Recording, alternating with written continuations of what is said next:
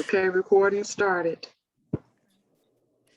Hello, everyone. My name is Teresa Burris, and I'm here with Julie Muson, both from the Professional Development Committee of the ACRL Digital Scholarship section. We're very pleased to introduce our program today, which is a team of researchers and librarians from the University of Cincinnati Libraries. And they will be, their program will be about their UCL Digital Scholarship Center and their roles as digital integrators and transdisciplinary research partners. And to get us started in the spirit of encouraging equity, diversity, and inclusion in our DSS community and beyond, I want to read a brief statement that will be on the next slide. We, the DSS community, agree to frame interactions in DSS activities with these guidelines in mind. We recognize that whenever we engage as a community, we will all make mistakes that may unintentionally harm individuals or groups, but we agree to take responsibility for the results of our words and actions. We expect that all DSS meetings will begin with a brief review of this agreement and guidelines so that they may become standard for activities throughout the section. So thank you all for that. And on the next slide, we have the full list of speakers today. And I am going to just simply introduce Kristen, who is going to be our lead-off speaker. And then she can introduce the rest of her team. And they include, like I said, Kristen Burgess, Operational Manager for the Digital Scholarship Center, Dr. Jeff Blevins, who is Professor and Head of the Journalism Department, Don Jason, Clinical Informationist, and Dr. Lindsay Nichols, Program Coordinator for the Digital Scholarship Center. Welcome, Kristen, and everybody on the team, and we look forward to your program. Thanks so much, and good morning or good afternoon, I guess, depending on where you are.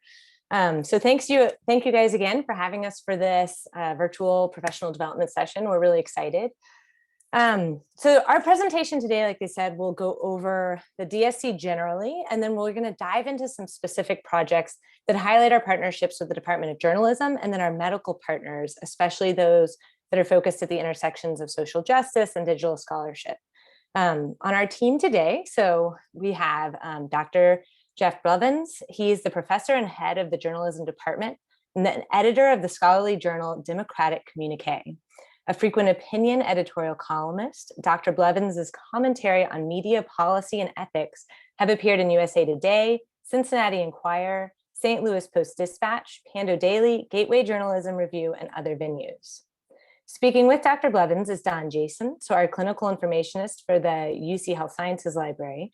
And in his position, he utilizes his strong background in informatics to deliver services and resources to the UC Academic Health Center.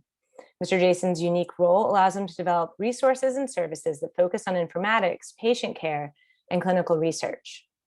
And then Dr. Lindsay Nichols will close us out. She is the program coordinator for the DSC.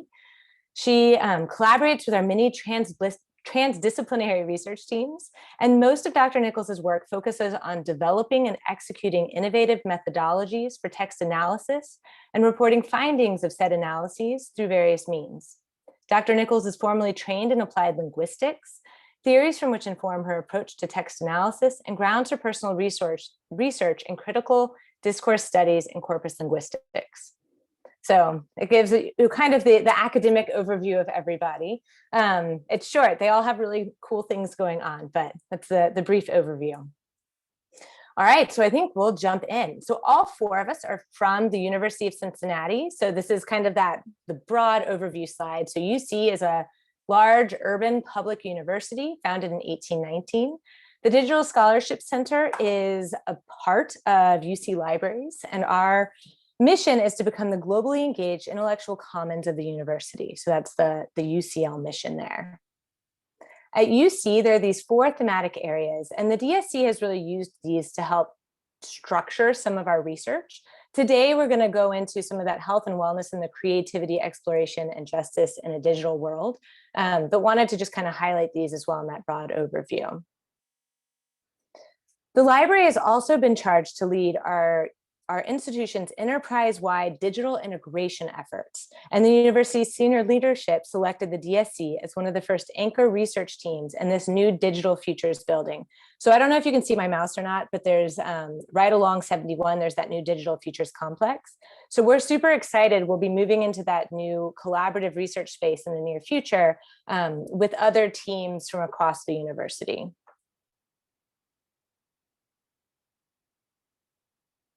Let's see. All right. So the Digital Scholarship was established in 2016 as a joint venture between the College of Arts and Sciences and UC Libraries. And we hold a unique space at the University of Cincinnati, kind of at the intersection of the libraries, the Office of Research, digital futures, arts and humanities, and then all these different groups that you see on this slide here. Our primary kind of focus areas are those three like gray nodes. So research, so working on networked research, where we leverage different funding models and different research outputs for common team goals. We also work on teaching. So some of that is things like introductory coursework and workshops, but then we also work with a lot of students as well for their training. And then our core services, so digital tools development and training, you'll hear about our model of models, faculty development, and the digital skills for analog expertise in archives. All right, so we'll discuss our machine learning platform a lot in all of our work, but it really is the people, like everything, who are the backbone of so many of our projects and our partnerships. So the top row here is the core team of the Digital Scholarship Center. So you have James Lee, who is the director of the DSC and the Associate Vice Provost for Digital Scholarship and the Associate Dean of Libraries. Myself, Dr. Nichols, Ezra Edgerton, and Aaron McCabe. We also partner with our Research and Data Services team that's pictured there below, and Don is a part of that team. And they work a lot on the wide range of research data, so things like GIS services and resources for the campus community for research data management. And then we also work with some really incredibly talented graduate and undergraduate students from departments as varied as English, DAP, engineering, computer science, business analytics, just to name a few of those. So we're able to do so much of what we do because of the support of the Andrew W. Mellon Foundation. So in 2017, we received our first award from the Andrew W. Mellon Foundation, and then we just recently received our second award to expand our vision. So our second phase of support will expand our model of models machine learning technology by integrating data sets, cloud infrastructure, and machine learning tools in a more universal platform for use across multiple disciplines. This also includes, which we're really excited about, a cohort of 15 Catalyst Awards, so kind of internal sub-awards, that will allow us to fund new and innovative digital scholarship and research at UC. So this is a really broad overview of the how we do what we do, and you'll get a much closer look through the next two projects. But we really rely on our tools, so especially our technical platform, which applies deep learning on any text or image data set. And then we open up those methods through our partnerships with our collaborators. We also assemble research groups and teams that span multiple disciplines with people trained to think very differently about every different step in the research process. And our teams are composed of folks from across the entire research life cycle. So from that initial formulation of research questions, we get involved through like the pitching of grant proposals, cleanup, manipulation, data analysis, and visualization, and then eventually onto the publication. So these next two projects are going to highlight some different ways that the DSC partners with specific departments and research teams on campus. So without further ado, I'll hand it on over to Don and Jeff, and then Lindsay.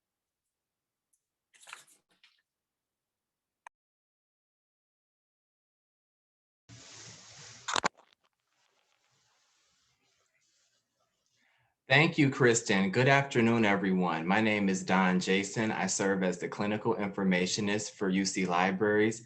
I'm also a member of the Research and Data Services Unit.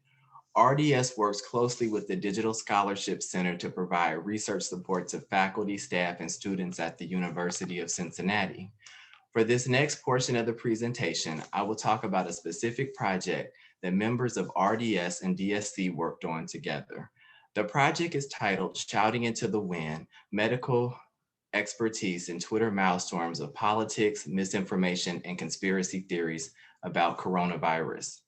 I was introduced to this project in late March of 2020 when the nation was first going into the quarantine.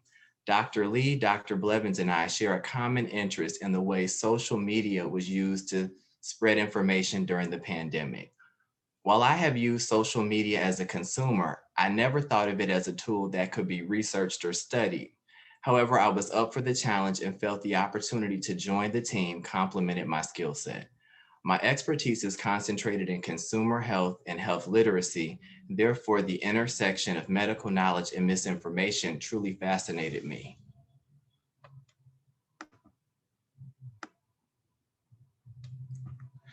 Next slide. As I previously stated, social networks and social media are not my area of expertise. However, I had to get myself up to speed quickly so I could contribute to the team. Therefore, I did what many librarians do when faced with an unfamiliar topic. I did a literature search. One of the articles I located was from the American Journal of Public Health. This article was titled "Weaponized Health Communication: Twitter Bots and Russian Trolls Amplify the Vaccine Debate." I found the article intriguing. It looked at tweets from 2014 to 2017, and it focused on the ways Twitter was used to promote online health content. The study had a shocking conclusion. It found that health communication had become weaponized and public health issues were distorted by foreign powers to spread misinformation and disinformation. As a medical librarian, I found this conclusion to be alarming.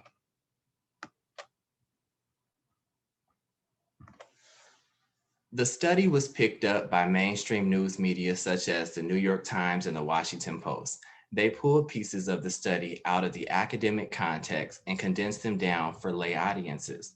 The study found that tweets tended to separate American society based on class and race.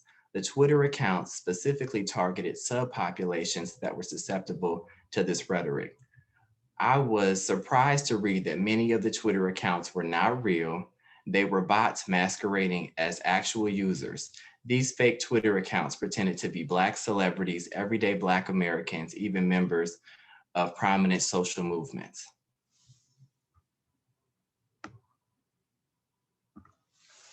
Next slide, please. Reading this one study made me very interested in the topic. It showed me the immense power of social networks and social media. However, I could not be 100% sure based on reading one study. Therefore, the librarian in me insisted that I continue my research. I found another article written for the NAACP's Crisis Magazine. This article focused on the use of Twitter to spread fake news to African American communities during the 2016 election cycle. Fake Twitter accounts targeted the Black community to divide African American citizens and influence their opinions. Next slide, please. After all this research, our team located an article written for the State News Service in 2020. This article suggested that the tactics used in 2016 to spread political and medical misinformation on Twitter might be used again during the COVID-19 pandemic.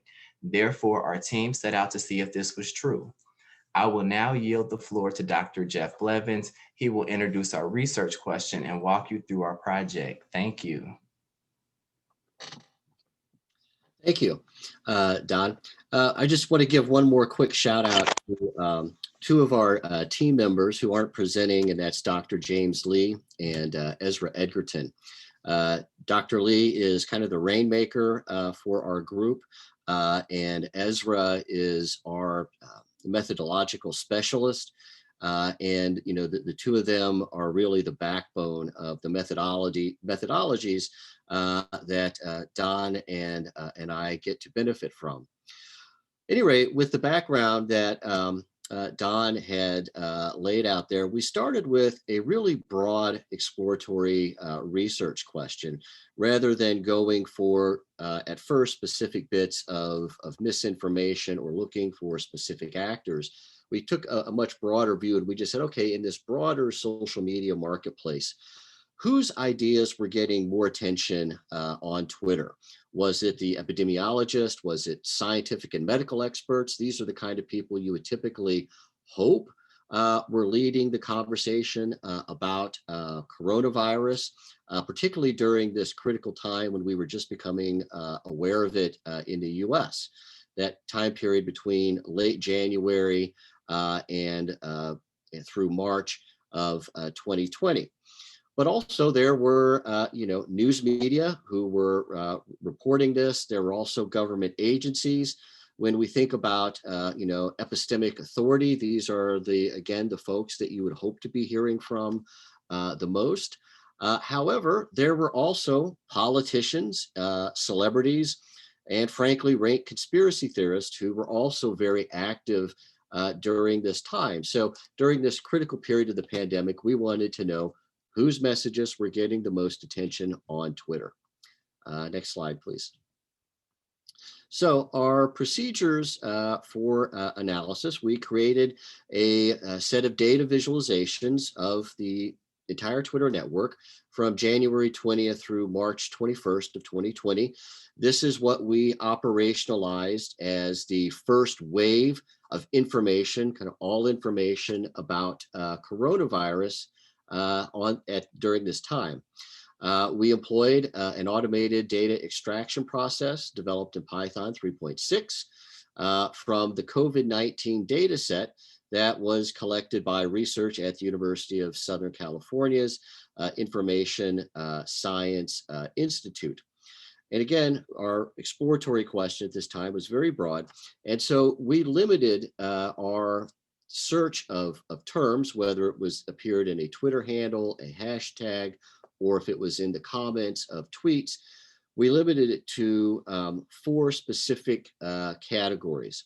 One, variants of the term related to the pandemic. So coronavirus, COVID-19, etc.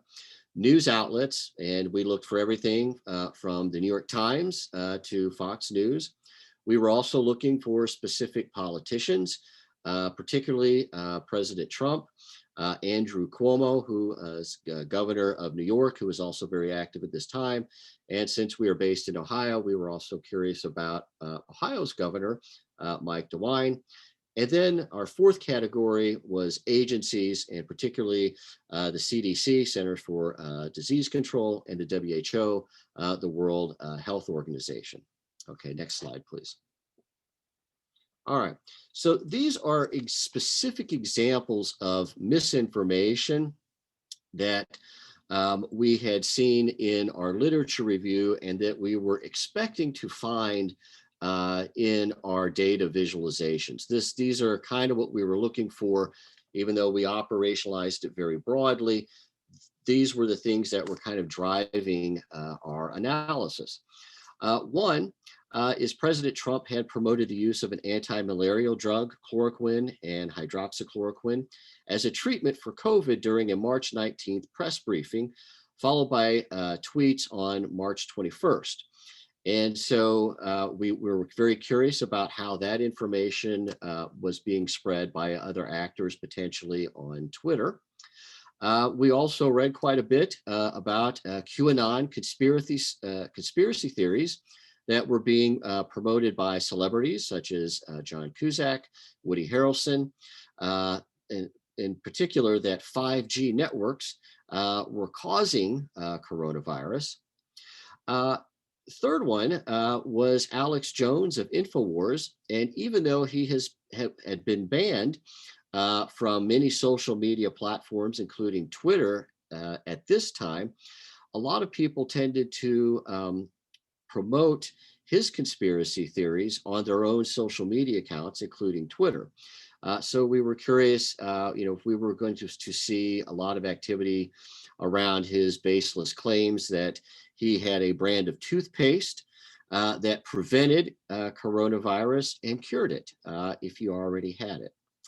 And then, of course, there was a lot of Fox News primetime opinion programming that were blaming the media largely, if you will, and Democrats for blowing the coronavirus threat out of proportion and often characterized it as a hoax. So again, these were the things that we were expecting to see represented in our data visualizations. and not all of that panned out. So let's take a look at our findings. Next slide, please. All right. The first slide that you see here is kind of a broad overview of what were the most prominent nodes of activity. So given our search terms, what was getting the most attention and the most activity on Twitter during this time?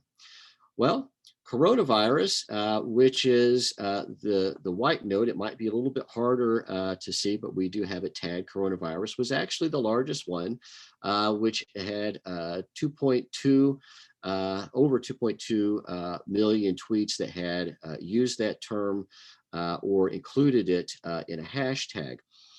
What was interesting is that there weren't more variants of the term that were as popular as that one. Rather, the other most popular terms were Trump, 2.17 million, and the account Real Donald Trump so that was the top three. What is interesting is as well is what is not the most popular terms during this critical time period. You can see the CDC Twitter account there. It's closely associated to coronavirus, but it's certainly dwarfed in comparison to the Trump and Real Donald Trump nodes that are visible on this visualization. Okay, next slide, please. So me being a journalist, I was most curious about, well, you know, what news outlets were most active on this network, and were they prominent actors in not only in spreading misinformation about coronavirus or blowing it out of proportion as they were accused of by some of the opinion hosts on Fox News. You know, were they, you know, active in spreading information about coronavirus? And unfortunately, at least in a journalist opinion, they were barely noticeable within the network. However, the most visible one, the most active one, was Fox News. And, you know, they, as this visualization shows, okay, even though news outlets were barely noticeable, Fox News was the one that was most active. Who were they interlinking with? What were they interconnected with in terms of other nodes within the network? Well, they were most connected to our big three: coronavirus, Trump, and at Real Donald Trump. So they were certainly the most prominent of news actors. Okay, if we could go to next slide. Thank you. So figure 3, we wanted then to isolate on specific Twitter accounts after we had seen, okay, what are the most prominent nodes? We wanted then to isolate on Real Donald Trump and CDC. Again, these weren't search terms, but these were actual Twitter accounts that were represented as nodes. And here, when we isolate on Real Donald Trump, the official Twitter account at the time of President Trump, his most significant relationship is actually with the term coronavirus. And that is represented there with that very thick line connecting his Twitter node to coronavirus. So that was prominent in his activity during this time. Next slide, please. All right.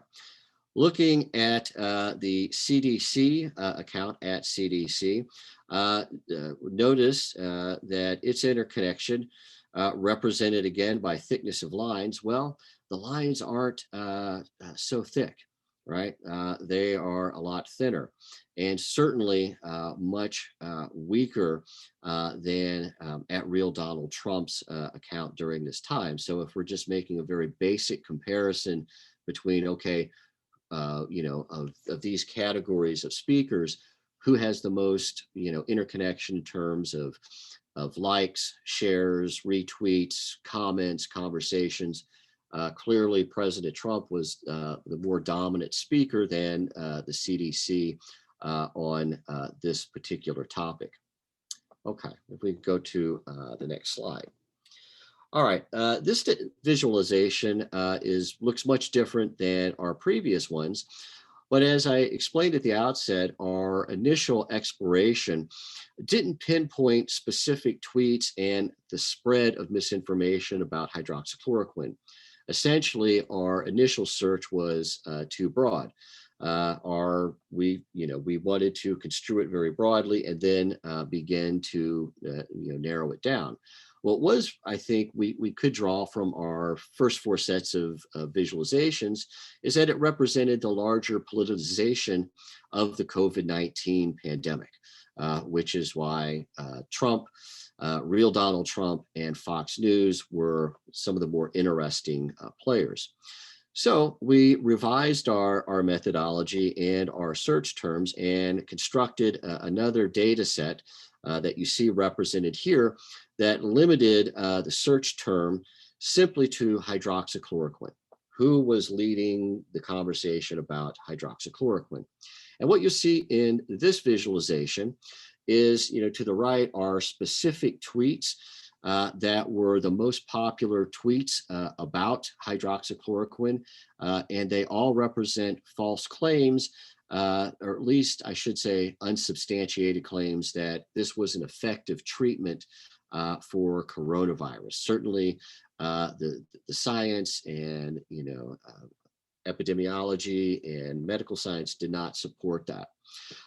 What you also see here, most importantly in this visualization, is there's this large blue node at the bottom, and then there's a bunch of smaller nodes that are laying on top of that.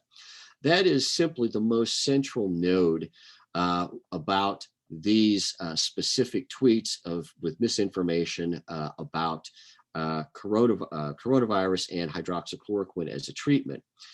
And that blue node is the Twitter handle for real Donald Trump, or President Trump, I should say. But this his account was getting the most activity in terms of likes, retweets, and comments about these specific bits of misinformation regarding hydroxychloroquine. All right, if we could go then to the last slide, please. So our conclusions are as follows. We didn't think that it would be surprising that Trump dominated the Twitter network during this time, but we were surprised at the level of domination. And still, we believe it's useful to demonstrate the phenomenon empirically, especially when so much of the criticism about misinformation had focused very broadly on the media. And it's not as though the media, news media, social media platforms are this monolithic entity. Rather, we can isolate very specific actors on mediated platforms. And those specific actors were really the ones that were most significant, not just the media.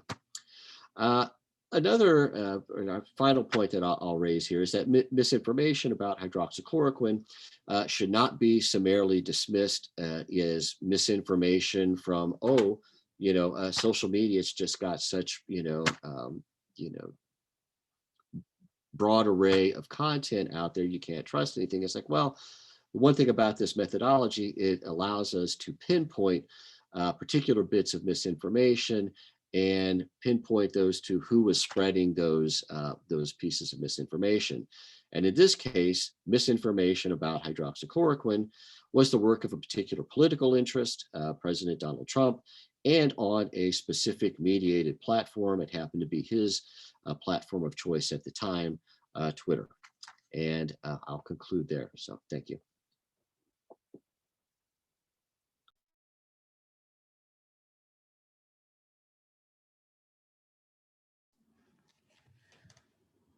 Hello, good afternoon, everyone. I'm Dr. Lindsay Nichols, and I just wanted to say thank you to Kristen, Dawn, and Dr. Blevins for introducing and getting us rolling on this presentation today.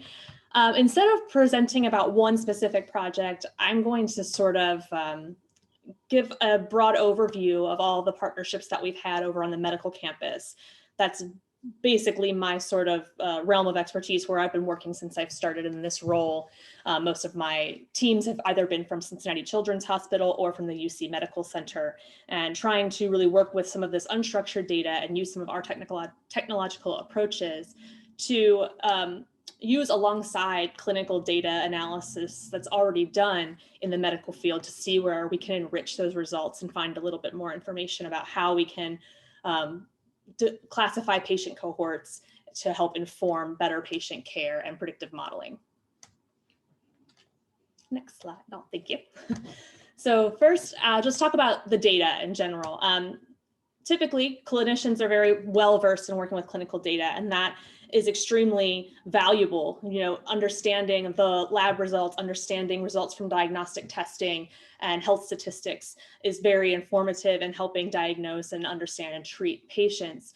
But I think that one aspect of this that seems to be undervalued is the unstructured data that we don't really take a look at in those fields. And that includes any sort of electronic health records, or perhaps even online forums where you have user-generated data of individuals who themselves may be diagnosed with a specific disease, or maybe family members of people who have that disease, and they go on the forum to discuss.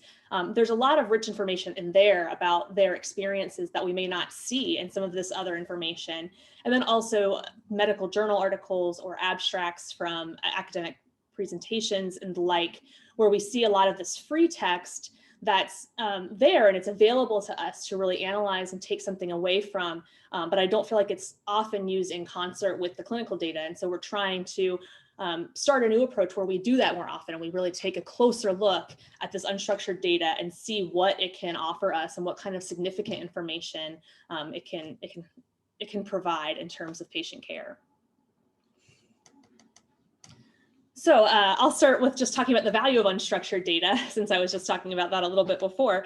As Kristen stated, I'm an applied linguist, so I come at this from a linguistics perspective. And of course, as any linguist, we probably would tell you that language is sort of the key to everything. I mean, it's not in that, but we just like to say that there's a lot of value there in the use of language that I feel like often goes undetected. And so with the value of unstructured data, I firmly support the brilliant Tuan Van Dijk's sociocognitive model, where he talks about the connection between cognition, language, and society, and that those three things are inseparable. Whatever we notice or experience in society, whether they be systemic societal issues or any kind of bias that exists in a proportion of the population, or if there are any schemas that you've built up from your experiences, those all influence your not only your understanding of the world and your worldview or your cognition, but it also influences how you use language to talk about these situations or about anyone that they may affect. And the more that we hear language from other people or receive language from others, that will then continue to shape both our cognition, our societal perceptions, and then our continued use of the language. And this all happens oftentimes very unintentionally. So it's not to say that if there is some sort of prejudice, broad prejudice that's coming through in language, oftentimes people are not deliberately choosing to speak that way. It's something that they've been exposed to, and they've been sort of primed through all of these lexical encounters to then use that language in turn without any sort of critical understanding of what it might entail in a societal perspective and how it would impact a specific group or person in a more general realm. And so I think what we can learn from all of this unstructured data is we can learn about those subjective judgments, whether they be purposeful or just something that's totally unconscious, that we wouldn't notice. Of course, there's language out there that people do notice. There are obvious terms that you can point at and say, okay, that is representative of this specific worldview. But what happens more often than that even is that there are certain structures that are just latent in how the language is used that nobody would notice unless you're doing a very deep analysis, even people who may use the language on an everyday basis. And so this can help us in the health world because one thing it could help us identify health disparities in how patient cohorts are being treated and how how physicians work with specific patients. There's a lot of research out there to suggest that certain patients are dealt with differently than others. And perhaps some of that information can be found through this unstructured data, learning about how these individuals are talked about in these different discourse realms, and then how that relates to their care. But also I think what we've been doing so far in my work is trying to use this to really provide insight or uncover some of those elusive, instinctual ideas that physicians often have about their patients. Clinicians will work with patients and they may say, you know, I have a really strange feeling about this patient. I feel like I need to be really concerned about them. But there's nothing in their clinical data that suggests that there's anything wrong. And I think that happens a lot. And so they have these gut feelings, but there's been no objective indicators to prove why that feeling exists. And so what we're hoping is that by providing this sort of systematic review of unstructured data, we can provide some of that information to those subjective feelings and get a better understanding of how to classify these patient cohorts. Next slide, please. Thank you. So just quickly alluded to that, the systematic qualitative inquiry. I sort of come at this from a qualitative approach. It doesn't mean that the whole process is that way, but I use that as a linguist, as an applied linguist, to start to really understand the discourse. I've kind of talked about identifying cohorts. Oftentimes when our text data sets come to us, they're already divided and we have this cohort that's already been identified by the group of physicians. And then there's another matched control set that we can sort of compare and work out what characteristics exist. But sometimes we don't. Sometimes we just have a whole pile of data and we're saying, how can we classify the levels of different patients that are in this whole cohort? So there's different ways to go about doing that. I like to personally just start by understanding the discourse. If I don't just read through the texts without using any computational methods initially, that can come later, but just really understanding the language, because once I start revealing patterns, which is what comes next, when I go to that qualitative analysis, how am I going to know that those patterns are significant or useful to our goal, whether that be answering a research question, producing a predictive model of some kind? I want to make sure that the patterns that I'm identifying are actually useful and significant to what we're doing and not just a byproduct of the register of that discourse. So I think really understanding the discourse, and that's kind of the value of having this human-centered artificial intelligence approach, or using a human-centered computational methodology to find this information, is that we as humans will better understand the nuances of that language and where the patterns are existent of just as representative of that style of discourse versus as something that we need to pay more attention to in terms of the research goals. So once we identify or reveal those patterns, then it's assigning those objective indicators to subjective judgments, which I kind of talked about in the last slide, where you might have feelings about this patient. I'm a little concerned about this patient. I'm not concerned about this patient at all. But why is that? Maybe their clinical stats look the same. So why is there more concern for one than the other? And our hope is that when we find these patterns in the discourse, we're able to assign an indicator to those feelings and make that a little bit more real and more tangible in practice. Next slide. And this is just a quick example. We've been kind of terming this sort of linguistic phenotyping. And this is just the functional agility part. It's just to show how broad and how widely this can be applied. All of these bullet points that are listed here are all different projects that I'm working on or have worked on using this sort of general or broad methodology.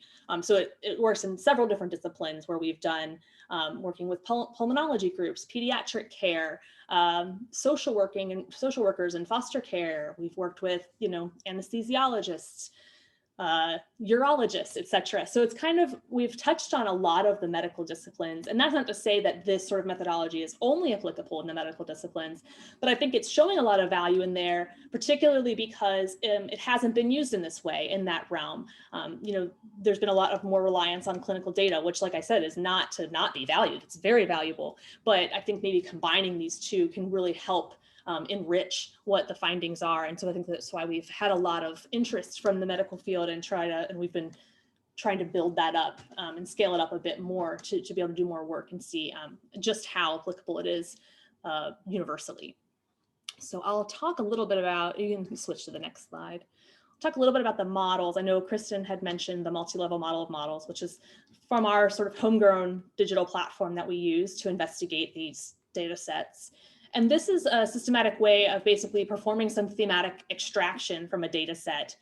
And it uses topic modeling, if you're familiar with that approach, but it's kind of like topic modeling on steroids in a way, because it uses several different topic models all at once, and then kind of gives you the results based off of those 6 or 7, I think it is, models run simultaneously. It also gives us an additional superordinate level of analysis, whereas topic modeling might just say, here's the topic, and then here are the terms within each topic based on probability. So it might give us those terms. This gives us one level higher, that's superordinate level of clustering as well. So we have clusters full of topics and then topics full of words.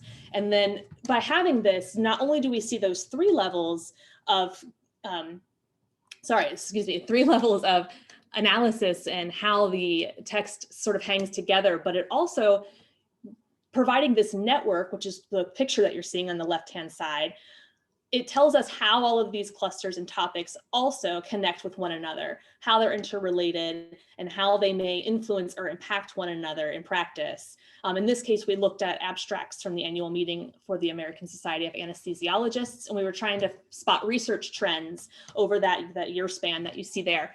Each of the circles with the color, and if you see, the different colors all represent a different cluster. And then each one of the nodes that you can see inside of those are all topics within that cluster. And so this kind of tells us, one, if we see a cluster where the nodes are all really close together, that's telling us that the cohesiveness of that cluster is strong. And so that means that that model is much more credible and trustworthy. We see that these trends not only exist in this network, but that they're hanging together very well, and they're easy to spot and easy to identify based on the language within those texts. And then we also can see through the edges or the lines that you see how each of these clusters connect with one another. How are they interrelated in these topics, or in the abstracts rather? And then we know which clusters may interact with another cluster with some frequency. And is that because those groups of physicians are working together more? Is that a new area of research? Does it show a lot of interdisciplinarity? So these are all things that we can sort of gather from this that tells us a lot more than just a simple topic model that would show here are the topics and here are the words within. This, we get a more holistic image and understanding of the interconnectedness of all the topics and clusters and not just their existence. Okay, next slide. Another approach that I use quite often, this is from my experience as a corpus linguist, is that I'll do this corpus-assisted discourse analysis. One of the projects that we worked on is working with diagnostic uncertainty in pediatric care, where we're trying to find a way that we could identify these patients that have some diagnostic uncertainty, whether or not the physician has been able to overtly label them as uncertain. And so through this analysis, just doing a qualitative analysis through a corpus, that I could find several indicators, and we had 2 different tiers, tier 1 indicators being the strongest, and then tier 2, of course, where it was if you use them in combination with tier 1, or if there were many of them, then it may be more indicative of an uncertain case. So once we were able to iron out all of those indicators, and then we also paired it with MetaMap, which if any of you are familiar with that, it's from the National Library of Medicine. And it's just a way that they've been able to classify many semantic types under medical discourse, and that you can run the text through that model, and it will identify the text, or the occurrences within that text that fall into each semantic type. And so when we were doing this analysis, it wasn't just certain words that were telling us there was diagnostic uncertainty, but also certain behaviors, such as if they had several different diagnoses that were being discussed within the same note. That was some kind of indicator that they might not be too certain. If there were repeat diagnostic tests and so forth. And so in this way, where the red is that you're seeing, those are all indications of a diagnosis or some kind of disease or syndrome that was discussed. The blue ones are the top tier, or tier 1 indicators of uncertainty, and the yellow ones are the tier 2. So if you look at the uncertain case and the certain case, when we could run this through a classifier model, you can see that when there's a lot more occurrence of it, when these terms compound, that gives you a stronger likelihood of an uncertain case. And so we were able to run this through a classifying model and actually get the accuracy rate up to 87%, which is quite high. And so we're still working on refining that, but I think the results so far have been really promising. And the next slide, sorry, I'll go through this next one quickly because I think we're running out of time. This is just a way that we kind of combined both clinical data and unstructured data, working with some children that were on ventilators and trying to understand which children were most likely to successfully transition to a home ventilator, or unsuccessfully transition. And so through looking at respiratory therapist notes, we were able to identify certain things that they would talk about, which you're seeing on that left-hand side: desaturation, secretions, work of breathing, bagging, etc. And being able to map those out on a timeline, which is what you're seeing here, and then also superimpose that with the graphs from the clinical data that they had about their vital signs and their other health statistics, then we were able to really kind of find a way of predicting which patients were going to have difficulty versus which weren't. And it was funny because it really aligned well with the respiratory therapists who were asked, do you feel concerned about this patient versus this patient on a scale of 1 to 10? So those that they were more concerned about were able to now demonstrate through this time log and then also through the clinical data to say why it was that they were feeling that way. And then next slide, I think it's just the wrap up. Yes, so our next goal moving from here, of course, we've already done this, 7, 8 projects, which is pretty good. I think broadening the application is the goal. We've already kind of proven that this is a more discipline agnostic methodology, not just in the medical world, but this could apply to other broad fields of study as well. But we've shown how discipline agnostic it is in the medical field and specifically. Have a very solid pipeline for productivity, even if there are different methods of approach, different technological methods, such as what you saw, the multi-level model of models, a corpus assisted discourse analysis, or some of these more time mapping sort of things. So we're trying to refine that down, really get it in a strong order so that we can increase the bandwidth for projects and really start to apply this to more fields, and then hopefully also not only in medicine, but maybe beyond. But this is showing a lot of promise, and it's been really fun to work on this and refine this model to keep working on these with these wonderful transdisciplinary groups. Okay, thank you very much.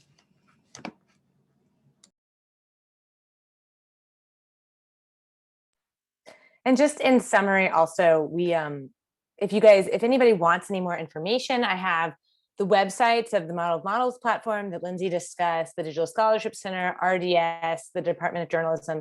And this is kind of a general email address where you're welcome to send any questions. If obviously we're all here and happy to answer questions right now. But if you think of any later, we are absolutely happy to answer those. And then, as always, we're very grateful to the Andrew W. Mellon Foundation Public Knowledge Program for their support as well. I think then it's, and here are also our individual email addresses. So you can also contact each of us if you have any questions. And I think the plan now is for Q&A. So. Yeah, thank you all for giving a great talk. It sounds like a fascinating project. If anybody has any, I don't see any in the chat, any questions in the chat, but if anybody has additional questions, please let us know.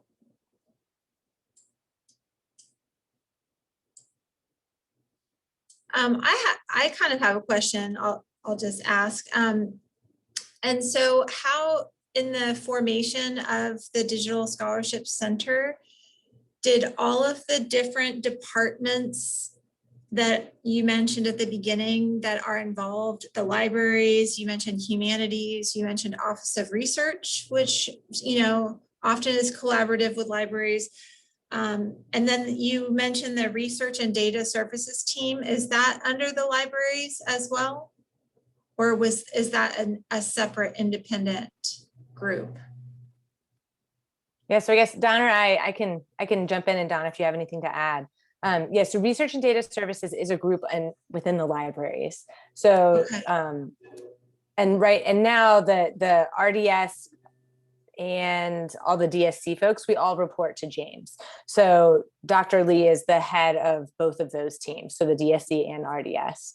And then within RDS, you have Amy Koschoffer and Tiffany Grant, Dr. Grant, who lead the RDS team.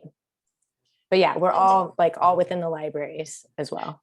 And did all of these different collaborative departments get together at once at the beginning to launch the grant application, or was it a more organic bringing in different departments in different years? years for different purposes and then realizing it worked well? Yeah, so man, I should remember actually when RDS began. RDS began first, so started at the beginning. And then in 2016, when Dr. Lee came, was really kind of when the DSC started up. Lindsay and I are probably the two newest members, I think, of the DSC. But that all started in 2016. And then the Mellon Foundation grant came out of the Digital Scholarship Center. So that was very much like a University of Cincinnati Libraries and an ANS application towards the Mellon Foundation project. Is that what you're asking? Just to make sure. Yeah, it sounds like all of the departments were in place before you made the grant app. So you had the complete kind of collaboration assembled. Yeah, so RDS and DSC actually just recently combined. So that was, I guess, at the beginning of the pandemic. So we're actually working through these kind of digital integration efforts right now. So we have a series of mini retreats going on, because the RDS team is split between the medical campus, main campus there. The DSC is very much spread throughout. I mean, And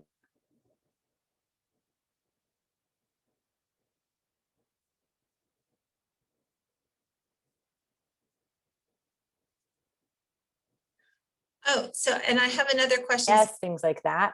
I'm sorry, Kristen, you froze a little bit, but I do I have a question from one of the participants, so I'll go ahead and just jump to that.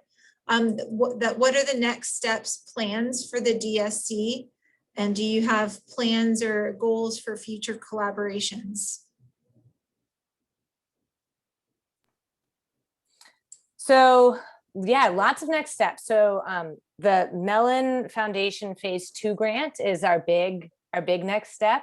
So really working on those. I mentioned the 15 Catalyst Awards. So we're working with our first cohort of those awards. Coming up as well is this Digital Futures building. So I mentioned the Digital Futures, and that is a collaboration that's really being spearheaded by the Office of Research, and that there are groups from all over campus that are going to be in that building. So it'll also be the movement to that. And then like all of us, it's also the return to campus and figuring out what that looks like. So we've been working with a ton of students remotely and trying to figure out, how do we manage, Lindsay, what did we have? Like 15 undergraduates working on, so we had these like little research teams and pods that Ezra, Lindsay, and Aaron were all managing, and trying to figure out how to do that virtually. And then also how to bring together these teams, so the DSC and RDS. I think that a lot of that work has been happening virtually during this pandemic time. So figuring that out as well as we come back. And then there's a whole pipeline of research projects going on. So, and those really span from engineering and computer science to journalism, law. I mean, Lindsay probably has a better idea even of like the specific projects, but continued project work, and then building out of that model of models. So I know like Ezra is especially just, Dr. Blevins mentioned Ezra's like our total technical genius on the team. So he is doing a ton of work with the model of models as well to continue building that out. I have one more question just for each of you, if you don't mind, and that is this kind of collaborative work that you've been doing as part of this project new to you? So for example, faculty members, some of them are accustomed to big collaborations like this.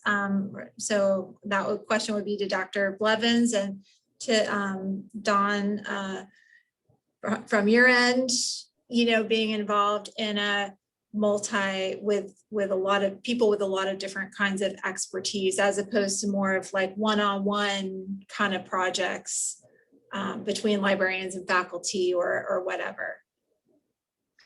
Yeah, it was new to me when I first got here. I'd only worked in teams that were no larger than, 2 or 3 other authors.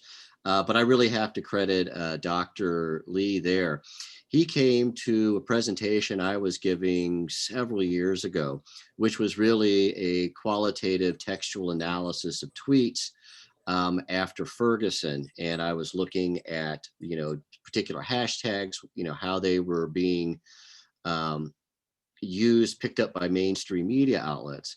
And he came to that presentation, pulled me aside afterwards and says, hey, I could quantify everything you just presented. Let me show you this, this method. And so I've worked with him and then several different variants that included Ezra and other people, depending on the topic. And I have to say, this has been some of the most rewarding research experiences of my entire career.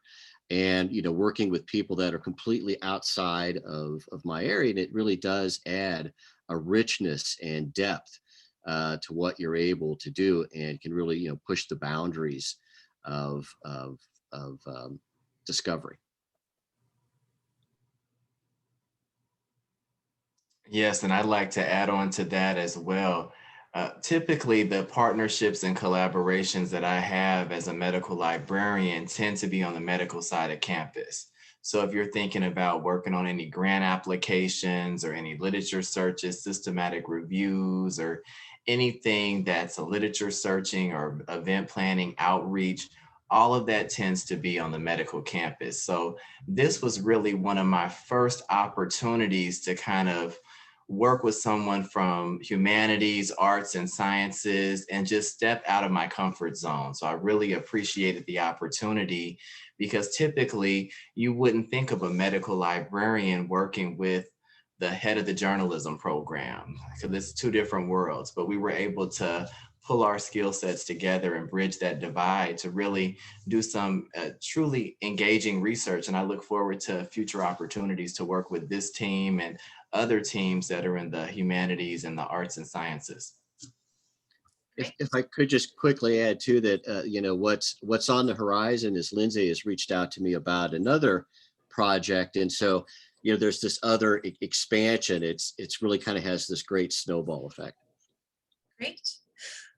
So there's one more question in the chat that is fairly involved for Lindsay. So this would be a great capstone question to close us out, because we're about at time, but I do want to give her a chance to answer, from Mark Bilby. Lindsay, can you see the question in the chat, or would you like me to read it out? I can see it, as long as everyone else can, or should I read it out just for the benefit of everybody? Yeah, go ahead. Okay. So it says, recognizing confirming issues through linguistic analysis is fascinating. Does the unstructured data also include patient verbatims and not just physician notes? Also, does or will your research evaluate linguistically the efficacy of interventions over time? So whether there are meaningful correlations between interventions and changes or evolutions of physician and patient vocal patterns over time? That's a really great question. They don't at the present time include any patient verbatims. Well, that's not true. I guess one of the projects does, because I've been working with the Mayerson Center, which deals with suspected cases of abuse, child abuse, and they have transcripts from forensic interviews that were performed with patients or with these victims. And so I've been I've been analyzing those transcripts in order to find patterns of disclosure and things in that. And so in that way, it does include patient verbatims, because they're the ones that are reporting on this and I'm analyzing their language. But in general, if we're talking about the EHR notes, those are just really physician notes. It seems that there's not a lot of, I know that back in the day, there was a lot of audio recording of notes that doctors would do, and then they'd be transcribed. I don't see that happening as much anymore. It seems that now that everybody has their sort of computer caddy that they go around with at the rounds and patients and things, they just type notes as they do stuff. So I don't have a lot of any like actual, what's the word I'm looking for, like actual auditory data sets, things that I'm working with where I'm hearing these specific conversations or anything that are going on. I think that the question about whether or not the research will evaluate the efficacy of interventions is a great question. And I think that it's just, it's been outside of the scope of what we've done so far, but I think that that is something that we would endeavor to look at in the future, for sure. I think there's a couple projects that that I'm about to work on actually that is kind of touching on that. It's not the central part of the research questions, but they're looking at the use of certain diagnostic testing and whether or not it is basically what's the validity of using that diagnostic testing in those specific circumstances? What leads to choosing that test? What do the results say about what other tests might be useful and things like that? So it's sort of about an intervention in a way, but it's leading from the testing angle and then trying to understand how we can adjust that to make the intervention strategies in the future more effective for the patients. So hopefully that answered your question.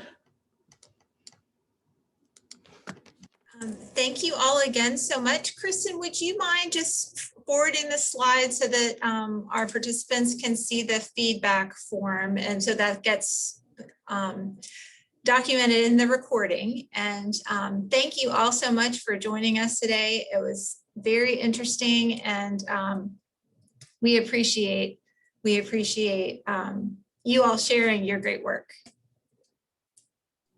Thank you for having us.